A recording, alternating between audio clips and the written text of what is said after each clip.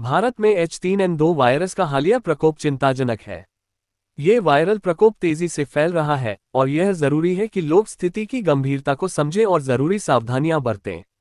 रोग नियंत्रण एवं रोकथाम केंद्रों के अनुसार H3N2 वायरस इन्फ्लुएंजा ए वायरस का एक उपप्रकार है, जो ज्यादा गंभीर बीमारियों और उच्च मृत्यु दर से जुड़ा है, खासकर छोटे बच्चों, वृद्धों और गंभीर स्वास्थ्य समस्याओं वाले लोगों में। विश्व स्वास्थ्य संगठन की रिपोर्ट के अनुसार H3N2 दुनिया भर में इन्फ्लुएंजा से संबंधित अस्पताल में भर्ती होने और मौतों के लिए जिम्मेदार है।